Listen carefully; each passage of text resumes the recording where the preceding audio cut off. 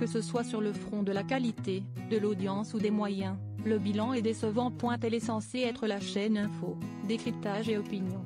CNeT, imposée par le groupe Canal le 27 février dernier, a-t-elle réussi son pari?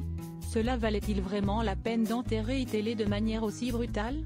L'Express fait le point. Lire aussi: après 19 jours de grève et sous la pluie, l'anniversaire morose d'ITélé d'audience inférieure à celle d'ITélé côté audience, on est encore loin du compte. Au mois de mai dernier, CNeT a, en moyenne, fait 0,7% d'audience, se plaçant derrière le 0,8%. En mai 2016, iTélé réalisait, selon les chiffres Médiamétrie, 1% de part d'audience. C'était donc mieux que la nouvelle CNeT, lors d'une année sans élection présidentielle française.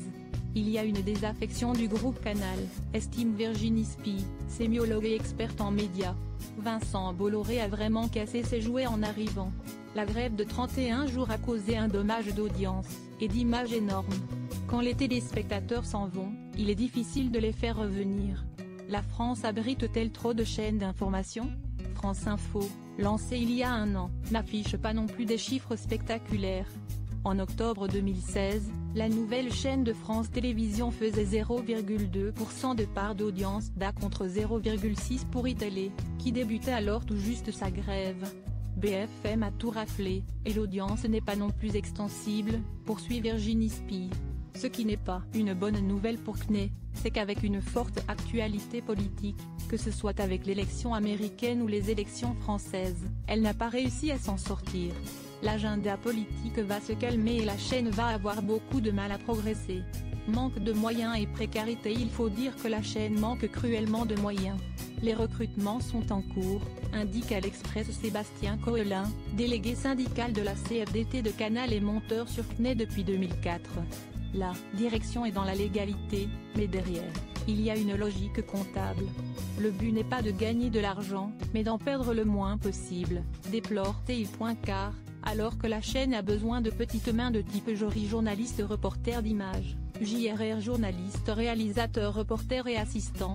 CNeT embauche plutôt des célébrités qui coûtent très cher, à l'instar de Jean-Pierre Elkabbach ou Pascal Praud. Beaucoup de pigistes sont remplacés par d'autres, il y a un gros turnover. On perd des talents et la précarité est énorme, commente le délégué syndical. Les jeunes recrues en CDD n'osent évidemment pas décrier leurs conditions de travail et la société des journalistes de la chaîne ne compte encore aucun membre.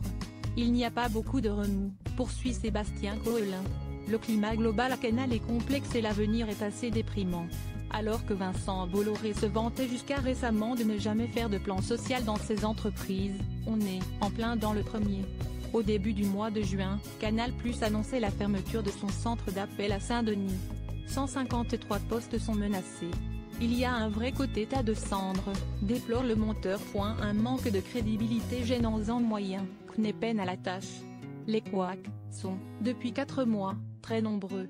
Les téléspectateurs de la chaîne ont ainsi pu assister à une émission se penchant sur l'intérêt de la parité homme-femme, un débat anti-féminisme le jour de la journée des droits des femmes, ou encore l'intervention d'une voyante pour évoquer la disparition de la famille Troadec. La chaîne a eu beau reconnaître un manque de discernement à cette occasion, le mal est fait. Lire aussi: disparu d'Orvaux, l'étrange rêve d'une médium invitée sur CNeT. S'il y a bien un sujet sur lequel il faut être fiable, c'est l'info, expose Virginie Spy. Il faut que le téléspectateur puisse avoir confiance dans l'énonciateur. Et puis, avec l'affaire Morandini, l'image déplorable de l'animateur s'est déversée sur la chaîne. CNeT tient-elle ses promesses de chaîne de décryptage? À chaque fois que je tombe dessus en zappant, cela transpire l'austérité, explique à l'Express un ancien journaliste d'ITélé qui préfère rester anonyme. Sans investissement, l'information de qualité, ça n'existe pas. Il y avait des choses critiquables du temps d'ITélé, mais des reporters partaient à l'étranger nous faire vivre ce qui se passait en direct. Maintenant, la direction n'envoie personne et fait piocher dans les banques d'images pour faire des no-comment. Ce qui est important, c'est de raconter le contexte, de pointer les différents protagonistes, d'avoir un commentaire pour expliquer tout cela, énumère ce journaliste. À la place, il ne reste que des rushs montés à la hache. La seule promesse tenue est celle du débat, avec le numéro de Pascal Praud, en roue libre tous les jours, à la recherche du dérapage, tant par ses propres paroles que dans celles de ses